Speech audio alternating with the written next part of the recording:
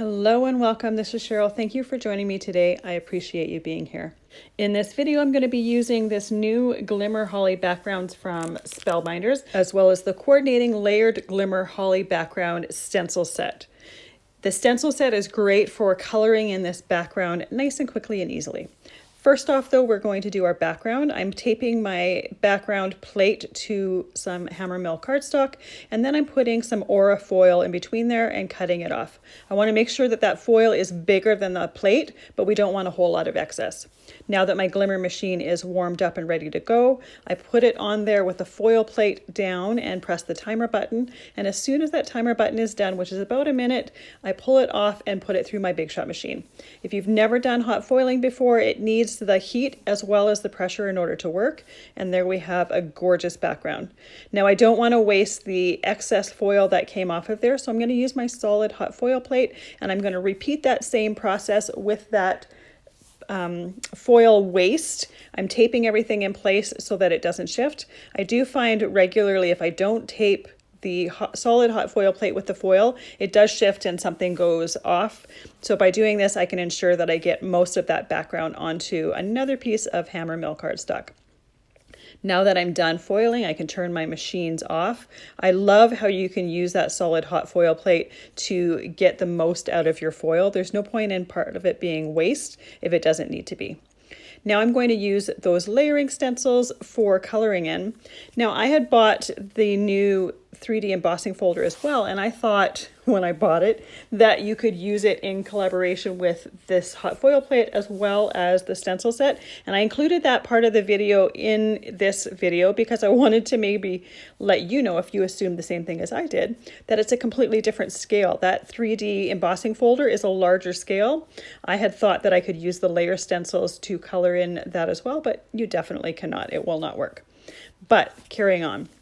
I've got my first layer down. There's 4 different stencils in this set, and I'm working with some non-traditional colors for me for Christmas anyways.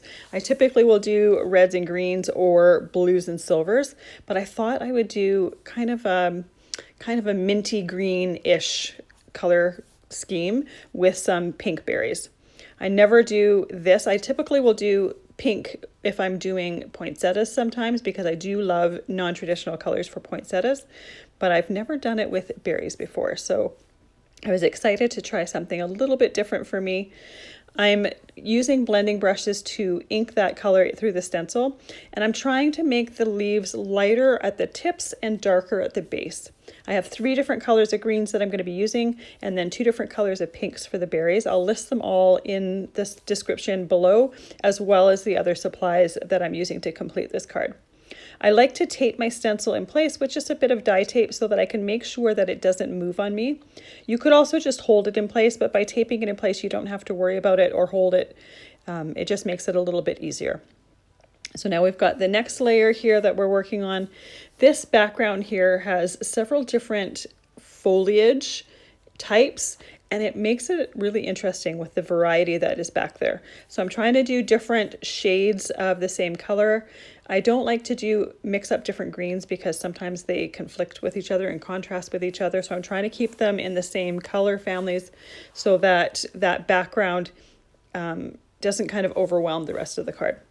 Now the next layer is the holly back part of the background, and I'm using my darkest color for that. Once again, trying to keep the tips of the leaves lighter and trying to make a darker shading towards the base. I also like to use the blending brush both counterclockwise as well as clockwise to make sure that I'm hitting all of the edges of the stencil. If you only do it one way, you'll notice that your ink is a little bit darker on one side of the stencil than it is on the other. I wanted to add a little bit of different texture to this, so I'm just making some shimmer mist with Perfect Pearls and a little mini mister that has some water in it. I just scoop some in there and then I shake it up really well to make sure that that is all mixed in really well, and then spray it nice and liberally over there with the stencil on it and let it dry. So that spray is only going to go on those holly leaves. It adds just a subtle shimmer to the background that's really, really pretty. You could also use a pre-made shimmer spray. I just like using my Perfect Pearls this way because I can make shimmer sprays in whatever colors I want, as well as the fact that most of the times when I use the shimmer sprays, it's a small project anyways, so I don't need to worry about continuity and making sure that the ratio is completely exactly the same between batches. While waiting for my shimmer spray to dry, I just inked my solid background. I'm going to use a mixture of the two different backgrounds for this card, and I wanted to make sure that there was some color in there, and the darkest color, the green, I thought was going to have the best contrast.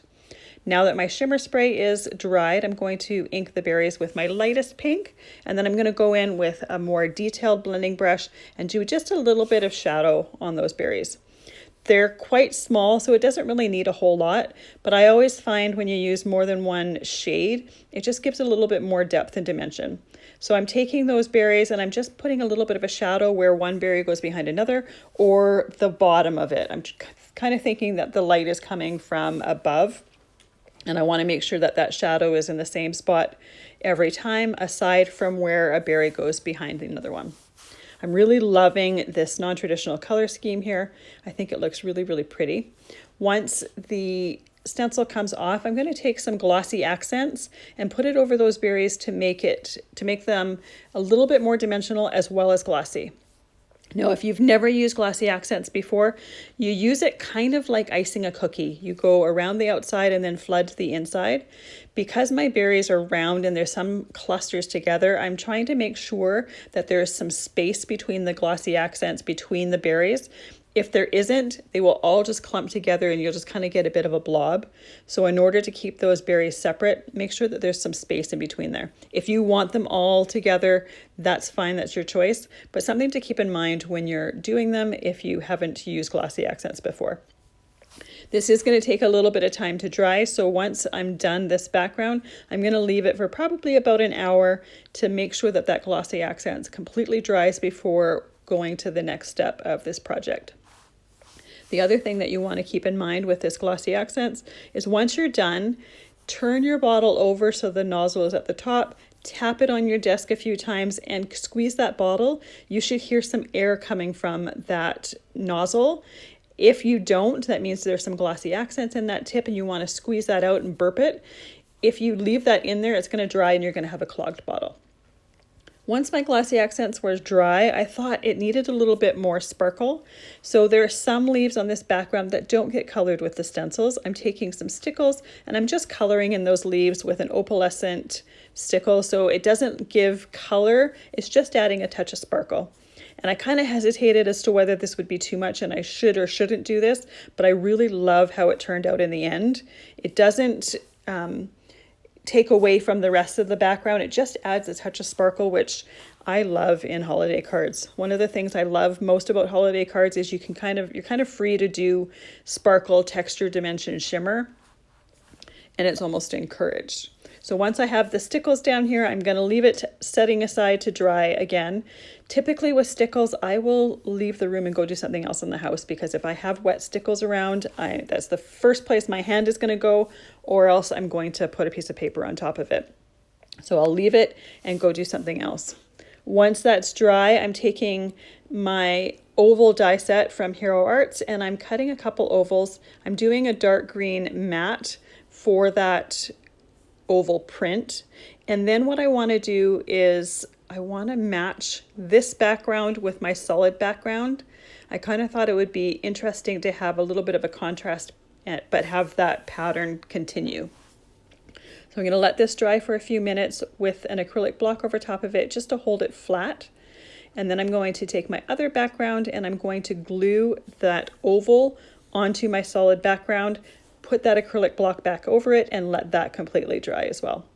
I'm going to cut a rectangle or cut this background in a rectangle once this is completely dry, but I wanted to wait until I had my oval on there and that was dry so that I could center the oval in the rectangle properly. If I were to do it ahead of time, I would probably not be able to place that rectangle at the right spot to make sure that oval was centered, and I didn't want a chance that it would be a little bit off center. While I'm waiting for that to dry, I'm just taking another dark green matte, putting it on my card base and letting that dry. Now that my oval is dry, I can die cut that rectangle from there, and it makes it really easy to place that rectangle die and tape it where I want it to go to know that it's totally centered and that my card front isn't going to look a little bit wonky. Those rectangle dies are also infinity dies from Hero Arts. I love being able to have die sets that have a bunch of the same shape but in different sizes. It makes cutting mats super easy. Now that my rectangle image piece is done, I glued that to the base of the card and let that completely dry. Now it looks a little bit plain, so we're going to add a sentiment to it. I cut Miriam Bright out of the same dark green that I did my mats out of, but it didn't quite do it for me. So I also cut some in the same gold foil. It was an extra piece that I had from a previous project. When I cut or when I foil the solid part, sometimes I don't necessarily want to use that entire piece on a project because sometimes that solid foil is a bit too much for a card background. Sometimes it works, sometimes it's too much. So I like to keep those extra pieces, and sometimes I'll die cut different sentiments out of them. They're perfect for that. That way I know that the golds are going to match identically, and I don't have to try and get some gold cardstock that's going to match. This gold foil is called Aura, so it's got a gold base, but it's got a bit of an iridescence to it, and I've never seen a gold iridescent cardstock before. So being able to choose a solid background that was previously foiled makes it nice and easy to have a completely matching sentiment to the base of my card. I'm layering these two sentiments on top of each other, but offsetting them a little bit. So you still see the shadow of the green, but there's the gold on top of it. And I really liked how the two of them together look. I think it ties everything in nicely and adds some dimension as well. To glue everything together, I'm using some Distress Collage medium. I love using it. I use it most of the time because it dries completely matte and it dries clear, and I don't have to worry about if some of it oozes out having to see it. While waiting for my sentiment to dry, I die cut some foliage and berries out of some scrap papers that coordinate with my background.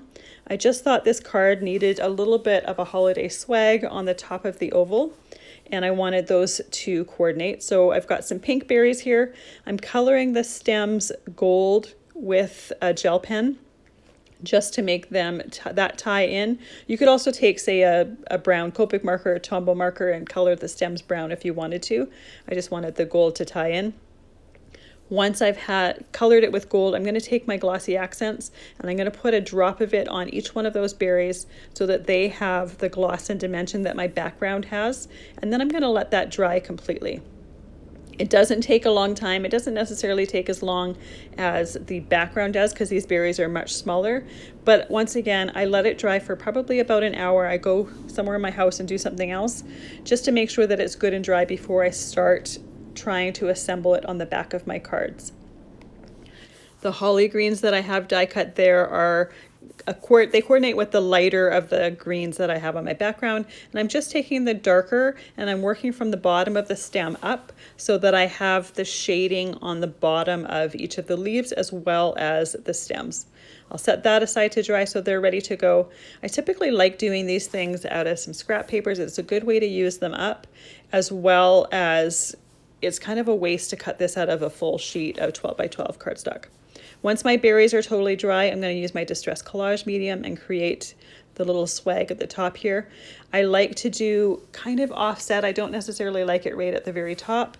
And I will cut those berry stems because they tend to be quite big and I don't want them to be overwhelming. And by cutting them, I get 2 for 1. I'm going to layer those in between my holly leaves and tuck some underneath as well. Often when I'm doing a little swag like this, I'll do a poinsettia or something in the corner, but I thought that might be a little bit too much. So all I ended up doing was adding a bow made out of some gold ribbon. It's just enough to hide the end of the stems, but it ties it in together as well, and it has kind of a focal point. Once that completely dries, I'll cut the leaves of that bow a little bit to shorten them. And here we have our finished holiday card that has a ton of texture and dimension to it. Thank you so much for joining me today. I really appreciate you being here.